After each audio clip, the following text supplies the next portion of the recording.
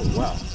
You can where the hell you want. Looks like doubles. White and orange, and looks like he's gonna catch me. Yeah. On the peanut butter jelly time. Got him. Yeah, that's a big fish. Nice. That's a real nice fish. Hell yeah, dude.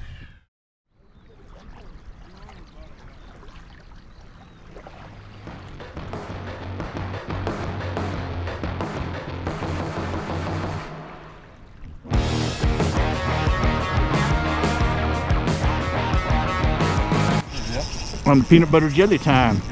That's your first brown, right? Yeah. Oh no, I caught some out at Caples that were good size.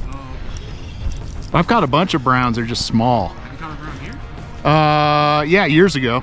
Nah, it's a bow. Yeah. Jesus, dude. Hello, little fella. There you go. Peanut butter jelly.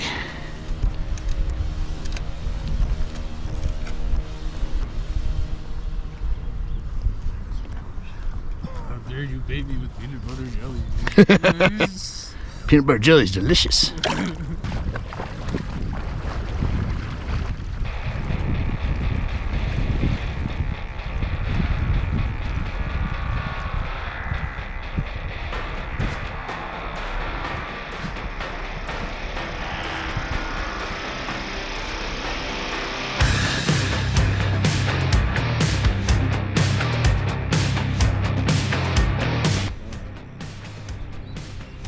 What you got on? Purple rain. Oh, okay. Purple rain. Super shad. Sometimes super shad or LBI. Oh, there you go. He's very excited. Really excited. Great success.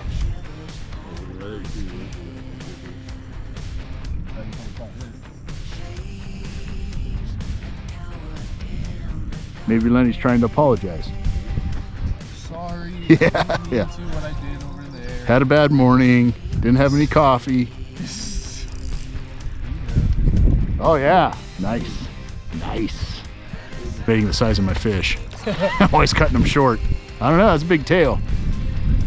Yeah. There you go. Chill a little bit.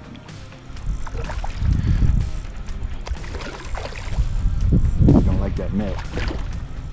Bright and orange, and looks like he's gonna catch me. Nice. That's a real nice fish. Oh yeah, dude. Woo. Oh yeah, that's good.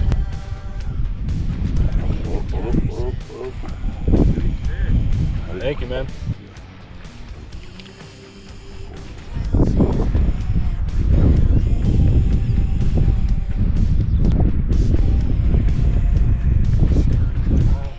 Nice. Get some more of that.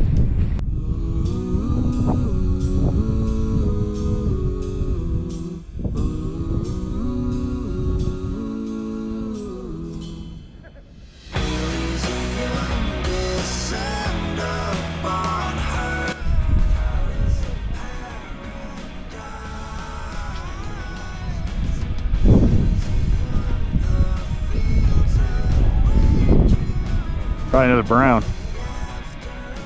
Oh, okay. No.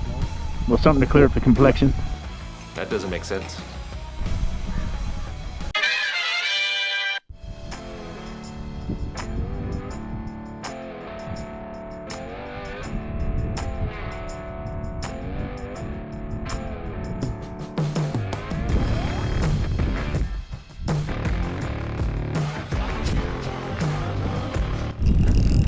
Yeah, it's a better one.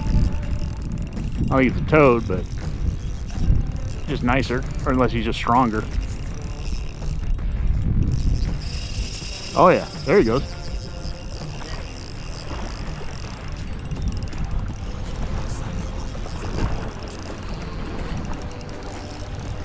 Peanut butter and jelly comes through once again. 60% of the time, it works every time.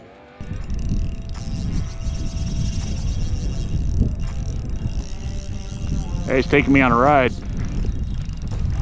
Taking me on a ride.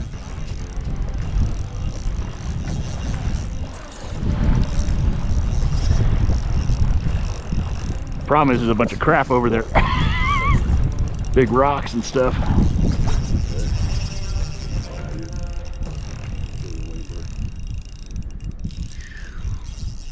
Yeah, I went down to the 32nd. Oh yeah. He's good. Yeah. Oh shit. Stay out of there.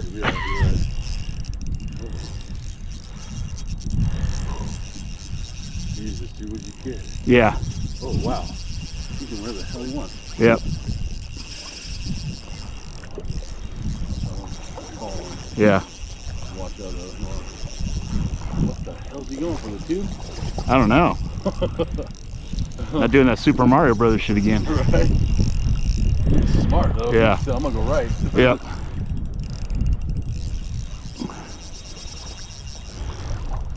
I'd stay here. I'm gonna go this way a little bit. Yep.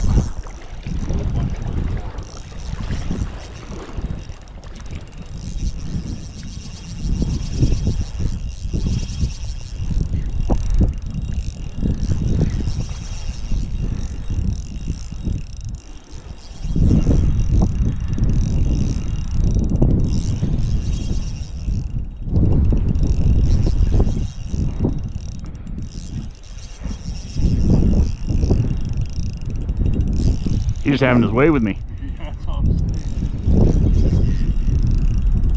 Hopefully, just get him up close enough to see him.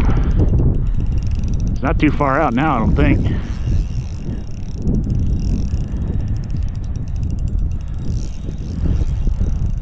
I thought I saw him breaking water over there. And he's coming back over here. Yeah. Oh, there he is.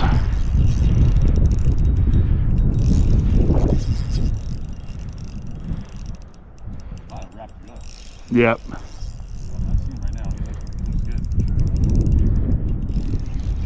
He's coming this way. Is it? Oh yeah.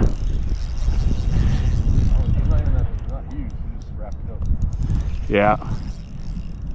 Oh yeah, he's not even that big. He's strong. Yeah.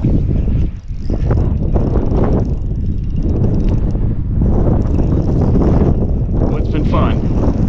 Yeah. Oh yeah. Yeah. Like size of the one I caught last time. Yeah. Got him. Yeah, that's a big fish. That's a big fish. Right on. Oh, that's like a 5 or 6. Yeah. Look at that. Oh wow. He's got another line coming up too. Yep. Broke somebody off. Oh, here comes the rain. Ready? Goodbye, fishy. Rain, starting to rain right now.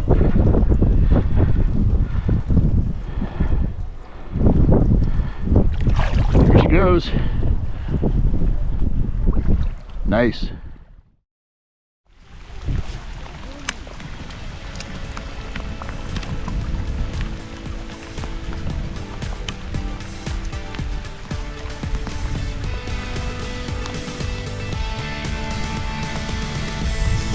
Looks like doubles.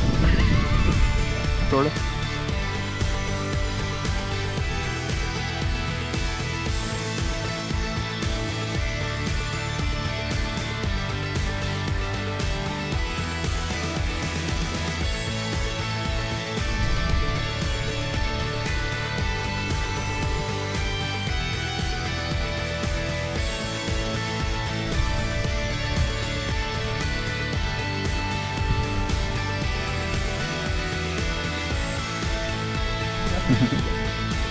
That's rad.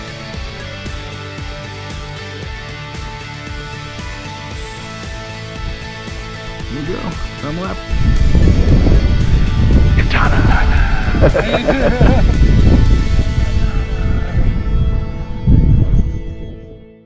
All right, ladies and gents, there you have it. Great times out at Lundy Lake. The big difference or the big takeaway from this trip was water conditions and changing water levels. They're getting a ton of runoff like they have been all season from all that melting snow, and completely changed the dynamic at that lake. We went off to the inlet. Like I always say, if you're looking for fish, go to where the moving water is. So that's exactly what we did. We hiked all the way through, and as you can see in some of this footage, this is all now underwater, but I'll get to that in a little bit.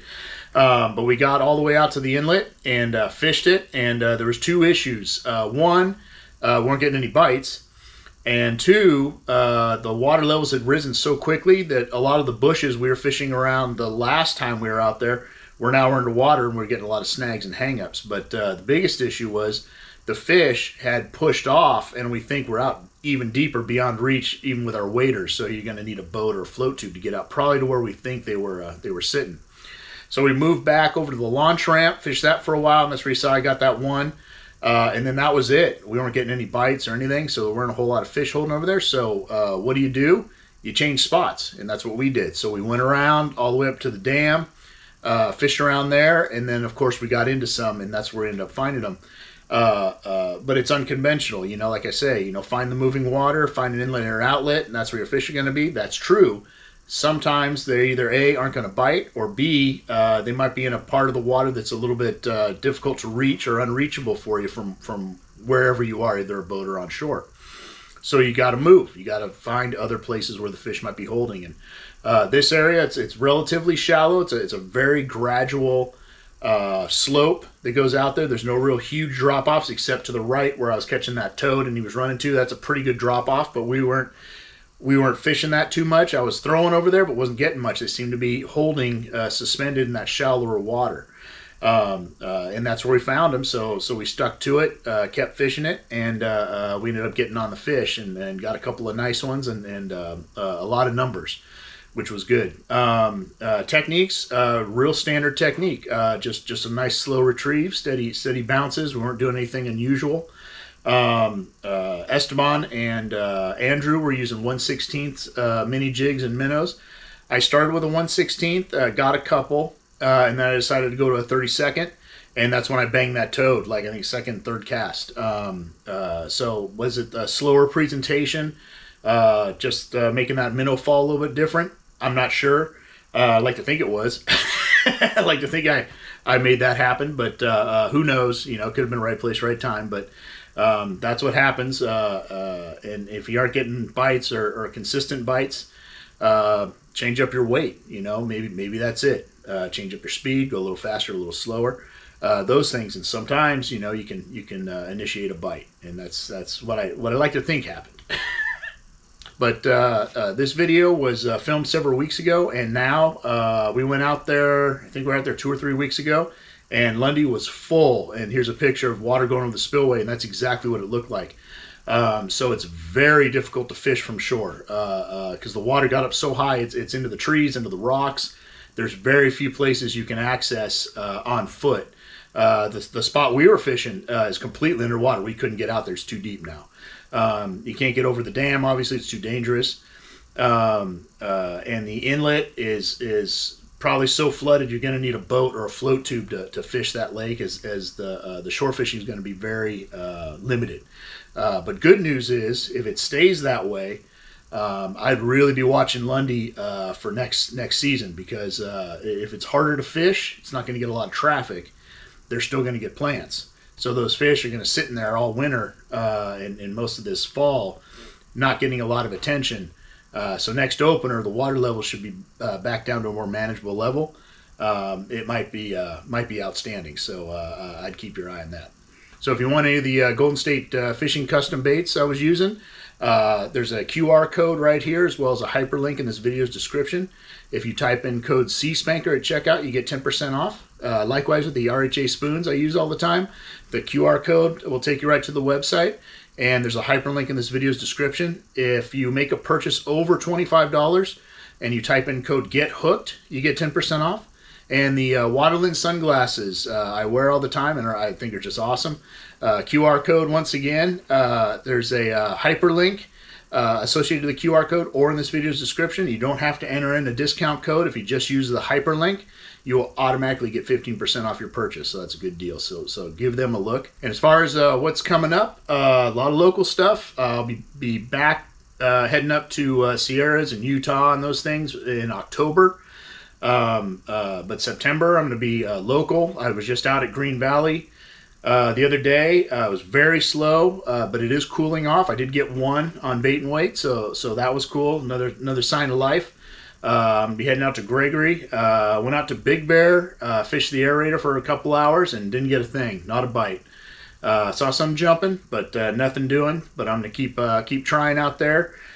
These lakes are bound to break open very soon. It seems like the weather's starting to cool off finally, and we're getting in a little bit more fall weather. So I will be out there trying, and if I find something out, I will certainly let you know. And oh, before I forget, I just saw Andrew Mack put out in his Max Fish Reports. I guess Cuyamaca is going to have a tournament, a kids tournament, on the 23rd of September. So on the 19th, they're putting in like 3,000 pounds of Lawson. So first kind of local trout plant. So that'd be interesting to head down there. It is a kids tournament, but that means adults can fish. You just can't be in the tournament. So you're allowed to fish if you're an adult. You just can't enter the tournament is all that means. So keep an eye on that. I may or may not head down there, see what my schedule is, but I certainly would like to. So until next time, make sure you like the video if you like what you saw here, and share it, and let your friends know. And I guess we'll see you on the next one. Tight lines.